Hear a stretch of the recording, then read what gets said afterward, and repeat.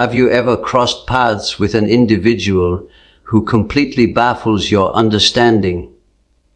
They fail to align with your preferences. They overlook the criteria in your meticulously designed checklist. Rationally, you ought to have departed, yet you remained. You simply couldn't leave.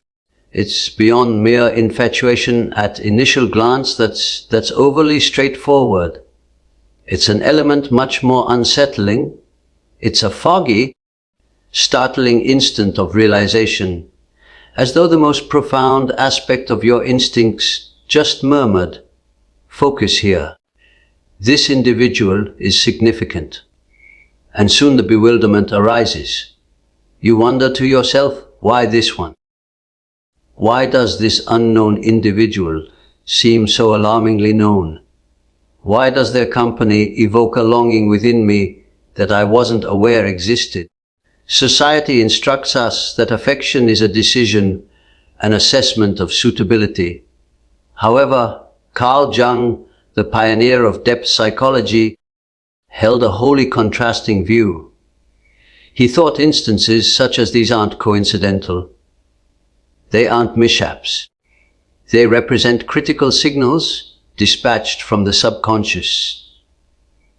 A blueprint concealed in obscurity, directing you to the bonds your essence truly requires, not those your self-image desires. Jung notably stated that genuine affection doesn't arise from logic. It emerges from a deep harmony between two internal realms. It represents the impact of two essences, identifying one another amid shadows. But how can you separate this holy meeting from a temporary fixation? How can you determine if this is a spiritual link or merely a harmful bond? Today, we're set to unravel the concealed blueprint Carl Jung provided. We'll navigate the 7 irrefutable indicators that the individual before you isn't merely a partner, but a fate arranged by the subconscious realm. Prior to identifying authentic affection, we need to grasp why we frequently err in this area. Per Jung, upon initially developing feelings, we seldom perceive the other as they genuinely exist. We're gazing at a display, and the source is within our minds. Jung termed this transference. Indeed, every one of us harbors a secret domain inside, an assembly of aspirations, yearnings, and unresolved pains entombed in the subconscious. When you encounter somebody who matches the form of those concealed yearnings, your psyche promptly overlays a picture upon them. You're not developing affection for them. You're developing affection for the echo of your essence that you observe in them. For instance, if you matured sensing vulnerability, you could overlay the model of the guardian onto a sturdy, shielding companion. If you've restrained your inner spontaneity, you could overlay it onto a turbulent, defiant partner. This marks the initial romantic period. It appears enchanting since it's a deception. It's self-absorption masked as courtship. But here's the stark reality. Authentic affection commences solely when the transference ceases. It starts in that distressing instant when the display halts, when the enchantment diminishes and you're confronted with an actual imperfect person, someone with vulnerabilities, who becomes irritating, who is distressingly commonplace. Many individuals flee during this phase. They believe they've lost their feelings. But Jung would assert, no, you've merely reached the entrance to genuine affection. The inquiry is, after the deception is removed, what persists? If it's really an essence bond, what Jung labeled a transcendent occurrence, specific indicators will surface. Indicators that demonstrate this bond wasn't merely a transference, but a pathway to your completeness. Here come the 7 indicators. Indicator 1. The acknowledgement of the essence. Have you gazed upon an unfamiliar person and sensed an abrupt, unexplainable connection? It's beyond mere bodily appeal. It's a resonance. It resembles a recollection resurfacing from an overlooked vision. Jung clarified this via the ideas of the anima and animus. The anima represents the subconscious female aspect in a male, and the animus is the subconscious male aspect in a female. We devote our existence to seeking this absent portion of our mind. Upon encountering your authentic affection, they personify this concealed segment of you. They possess the vitality you've rejected within yourself. If you're structured and rational, they could be fluid and perceptive. If you're disordered, they could be the stabilizing foundation. You're not simply attracted to them, you identify them. It's a sensation of arriving at a residence you've never entered. It challenges reason since it circumvents the intellect completely. Your essence merely affirms and declares, here you are. I've been seeking you. Indicator 2. The arousal of the concealed self. This stands as the most misconstrued indicator. We frequently assume authentic affection ought to resemble tranquility, yet Jungian theory proposes differently. If a bond is profound enough to alter you, it won't merely flatter your self-esteem, it will activate your concealed self. The concealed self comprises the elements of yourself you conceal. Your envy, your doubt, your fury, your inadequacy. An authentic essence companion functions as a reflector simply through their existence. They will unwittingly activate your sensitivities. They will reveal the injuries you believed were mended. You could experience unfounded apprehension, abrupt irritation, or an urge to escape. Why? Not due to their harmfulness, but because the radiance of their company is so intense it projects a silhouette on your inner struggles. They compel you to examine what you've buried. Jung remarked, one achieves awareness not by envisioning symbols of brightness, but by rendering the obscurity aware. If this individual inspires you to become an improved individual, even as they frustrate you, it's an emblem of development. They aren't present to soothe your rest. They are present to rouse you. Indicator 3. The vitality of existence. A clear distinction exists between a fated bond and an essence linkage. A fated bond, frequently mistaken for fervor, exhausts you. It renders you uneasy, drained, and doubting your judgment. Authentic affection, per Jung, functions on the concept of energy preservation. It's a reactive process that generates more than it expends. Even following a disagreement, even amid quiet, proximity to this individual revitalizes you. You sense a subdued, consistent pulse of existence. It's not the hectic rush of unease. It's the anchoring force of vigor. Inquire of yourself. Do I sense broadened or reduced in their company? Authentic affection serves as a power source for the essence.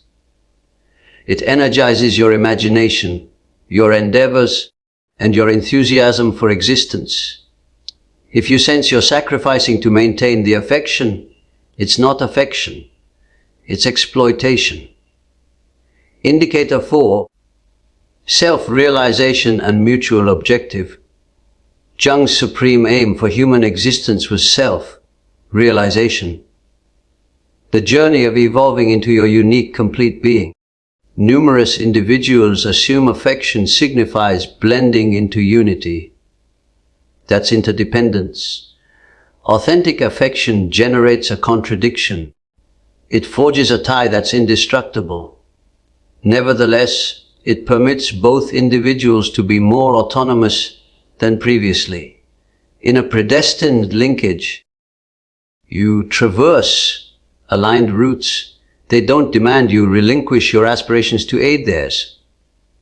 They transform into the support, elevating your flight.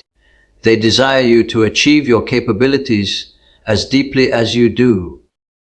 You partake in a tertiary element, an objective surpassing the bond itself. Perhaps it's a mutual principle of restoration, of invention, of discovery. You're not gazing at one another.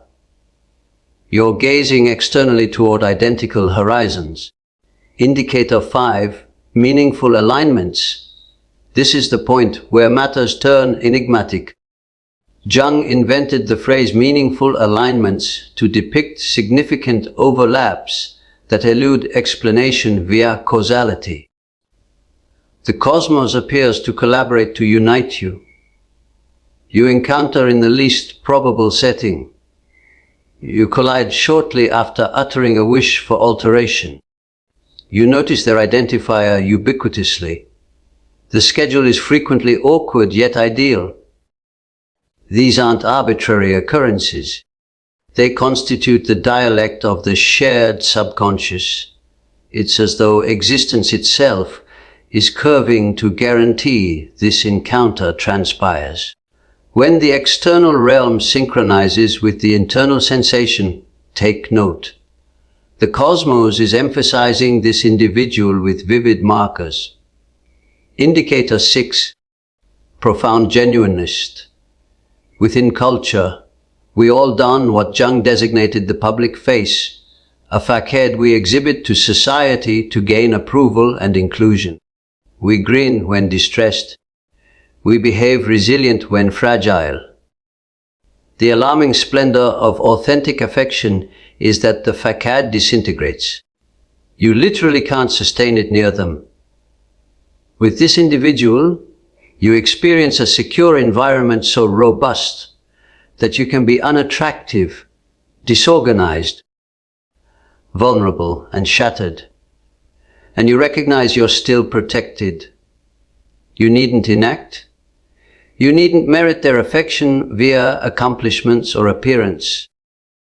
This constitutes the definitive evaluation. Can I be exposed in my essence alongside them? If you sense you must revise your ideas or conceal your emotions to retain them, it's not the appropriate linkage. Authentic affection requires unvarnished reality. Indicator 7, the selection of authenticity. Lastly, the harshest indicator. Authentic affection compels you to cease deceiving yourself. Upon encountering someone who vibrates with your essence, you can no longer endure an existence that's artificial. You abruptly comprehend you despise your occupation. You comprehend your additional companionships are shallow. You comprehend you've been enacting a narrative composed by another. This affection functions as a spark for authenticity. It requires that you elevate. It offers a junction. You can withdraw into your former cozy, fabricated existence, or you can advance into the blaze of change to merit this linkage. Authentic affection isn't merely an emotion. It's a summons to engagement. It requests you to discard the covering of your past self so you can evolve into your intended self. But a note of warning. Jung was a scholar of knowledge, and he recognized the perils of the psyche. We must differentiate between essence harmony and what experts term limerence. Limerence is a dependency. It's a compulsive devouring craving for another, typically driven by ambiguity. It appears fierce. Indeed, it appears as though you can't inhale without them. But that fierceness isn't affection. It's your unresolved pain demanding a soother. if the bond is characterized by extreme peaks and crushing valleys, if it's a pattern of pursuit and evasion, if you sense uneasy whenever they withdraw, that's not the anima identifying the animus. That's your youthful self recreating a desertion injury. Jung cautioned that we mustn't confuse fierceness for closeness. Genuine affection enlarges you. It grants you liberty. Fabricated affection contracts you. It grants you unease. If you discover yourself pleading for fragments of warmth, or contorting yourself to match their requirements, halt. That's the transference misdirected. That's you attempting to occupy an emptiness that solely you can occupy. This leads us to the concluding vital teaching from Carl Jung. You're not seeking your complementary piece, because you're not incomplete. You're an entire cosmos awaiting exploration. Jung discussed the mystical union. He thought the supreme merger isn't between male and female, but between the aware and subconscious segments of your psyche. You can't draw a profound spiritual affection until you've mastered embracing the concealed self inside you. If you detest your personal obscurity, you'll penalize your companion when they reflect it. If you dismiss your personal necessities, you'll draw individuals who disregard you. The individual you're seeking is fundamentally the fulfilled edition of yourself. So don't venture forth desperately hunting for the singular. Rather, direct inward. Perform the concealed self-labor. Merge your anima or animus. Evolve into the individual you aspire to companion. Upon achieving that, you cease emitting desperation and commence emitting completeness.